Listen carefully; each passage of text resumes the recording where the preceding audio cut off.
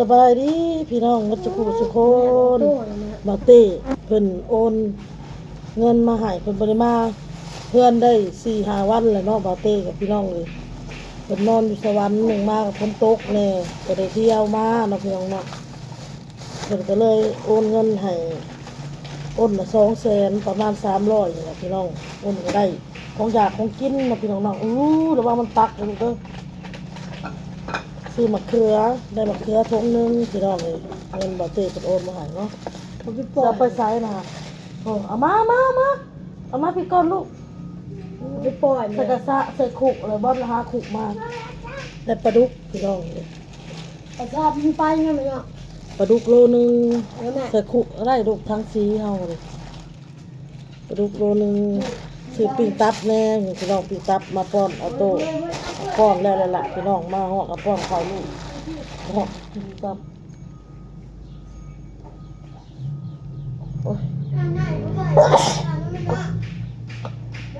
เฮ้ย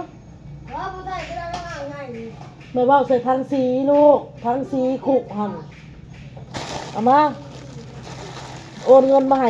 200,000ตีเป็นเงินไทยกับประมาณ300นี่แหละพี่น้องเลยเพิ่นก็ซื้อบ่มีแนวกินเพิ่นก็เลยโอนมาให้ซื้อแนวอยากแนวกินเนี่ยซื้อข้าวต้มขนมให้ลูกแน่ขนมมื้อกินหมดแล้วล่ะนี่ลูกเอาใส่ขุให้ลูกทั้งสีนี่ทั้งนั้นก็ได้นี่เห็นบ่ตัวมันแตกนะ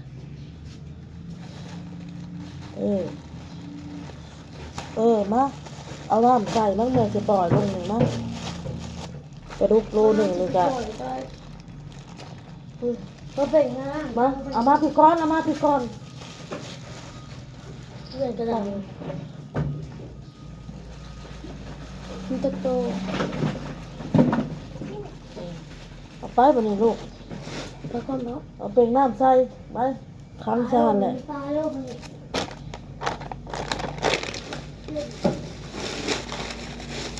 ไปตลาดบริถ่ายเอฟซีเบิ่งพี่น้องเอาโต้กับซาลาวน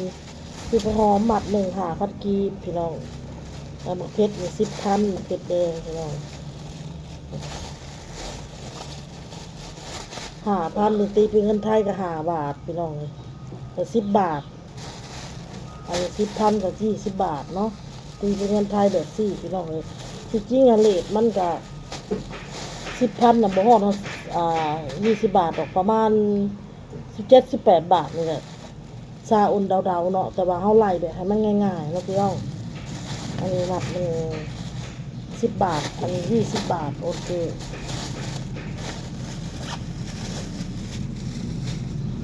อันนี้ก็20นี่10,000นี่พี่น้องมะเขือมะถั่วนี่ก็หมัด5,000บ่หรือ10,000พี่น้อง20 บาทหมัดเลย20 บาท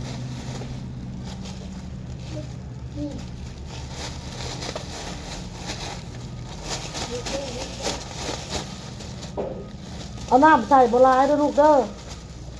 เอาบ่ฮอดครึ่งเด้อซื้อมะเขือนี่แน่มะเขือนี่ก็10,000ก็20 บาทพี่น้องเผ็ดดิบเผ็ดกินเท่ากับมดพี่น้องซื้อผักคะเบิ่งพี่น้องซื้อผักคะ3 หมัดหนึ่ง5,000หมัดละ10 บาทใส่3 หมัดละ10 บาทนี่30 บาทพี่น้อง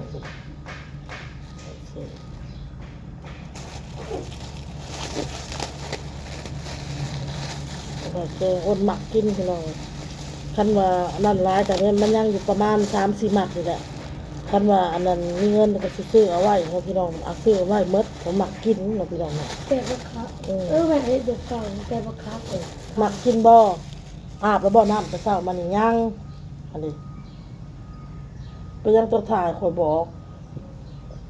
ฮะตอบข่อยมาดูเป็นยังแต่ละมื้อต้องให้ข่อยบอกอาบน้ำเด้อฮะตอบข่อยมาดูตอบข่อยบอกให้ตอบนี่1 ข้าวพี่น้องข้างหัวเข่าอยู่1 ข้าวอ้น1 ข้าวมาจากตลาดกัน1 ข้าวซื้อปลาทูโลนึง50,000 โลหนึ่ง50,000ก็เกือบ100 บาทเนาะพี่น้องเนาะเพราะว่า50,000ตีเป็นเงินไทยประมาณ80 บาทหรือ90 บาทนี่แหละคนซื้อเอาโลหนึ่งมาไว้พี่น้องให้น้องๆกินซื้อหมักนาว10,000ก็20 บาทนี่แค่นี้แหละพี่น้อง2 4 6 7ก็7 บาทพี่น้องมานี่น้ำมันสิหลายเลยซื้อมากก็ชุมเพิ่นมักเฮ็ดน้ำมันน่ะกินพี่น้องเฮ็ดน้ำอิหยังน้ำหมักนาวกินน่ะนะส่งใส่กับน้ำตาลแล้วก็เฮ็ดกินมันเลยเปลืองมันนี่หมดไว้ซื้อมายามใดก็หมดบัดพอเฮาสิโง่เฮาสิเฮ็ดกินแล้วบ่มีแล้วหมักนาวหมดแล้วหาแล้วบัดนี้หาได้ก็บ่มีมันหมดแล้วพี่น้องน่ะทุกคนมักพากันเฮ็ดน้ำหมักนาวกินก็เอาโตซื้อปลาดุกหั่นโลนึงปลาดุกโลนึงก็แล้วลาวกับปลาทูพี่น้องเอ้ยราคาเนาะ80-90 บาทนี่แหละเพราะว่าโลนึง50เอาเข้าตู้ไว้บนนึงลูกเอาเข้าตู้เด้อเอาเข้าตู้เมียนโลดเอาเข้าตู้เมย์สิป่นปลาดุกกินมื้อนี้เอานี่เข้ามะเขือมะเขือนี่เอาไว้กระหอมนี่เอาไว้เฮ็ดกิน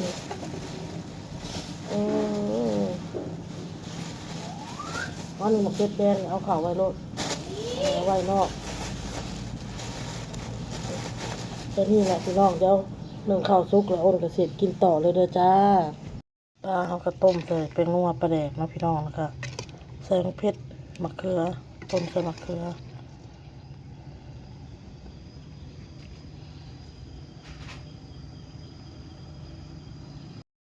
มันนี่ก็สิมาใจปลาพี่น้องใจปลาปนปลาสบายดีเถื่อเด้อ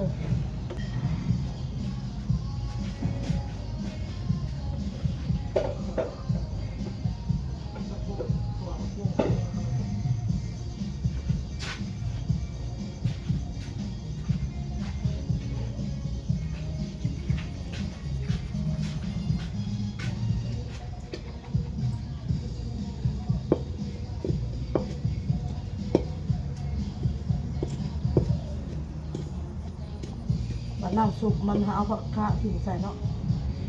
เราต้องใส่กระหอมนะดึงผักกาดมาแกงใส่ทุบ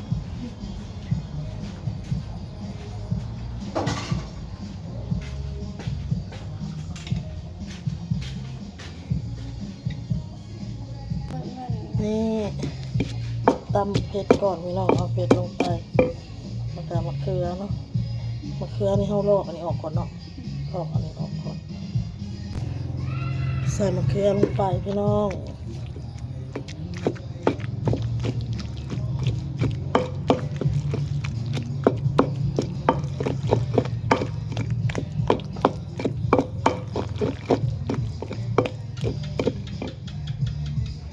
เนื้อปลาที่เอาใจแล้วเนาะเอาก็เอาลงพี่น้อง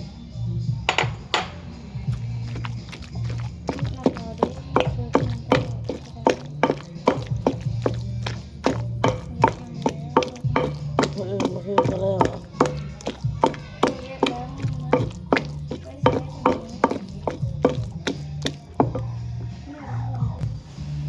เอาน้ำใส่พี่น้องโอ้เสือน้ำลายพอเลย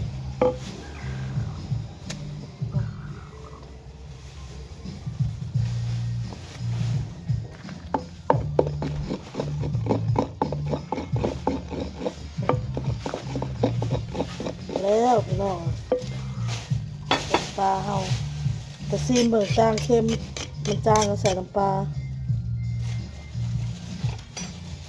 จางใส่น้ำปลา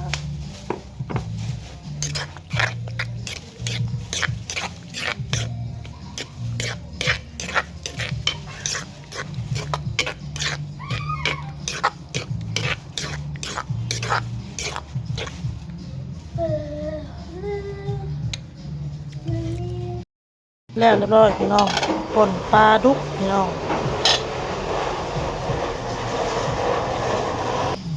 อันนี้ก็คือน้ำที่เราต้มปลาหรือคนใส่ปลาคะลงหมัดหนึ่งพี่น้องก็สิเฮ็ดน้ำสดเด้อพี่น้องเด้อนี่เอาพี่น้องคลิปนี้ก็สิได้ลาไปก่อนพ่อกับคลิปหน้าจ้าพี่น้องสบายดีพี่น้องบ๊ายบาย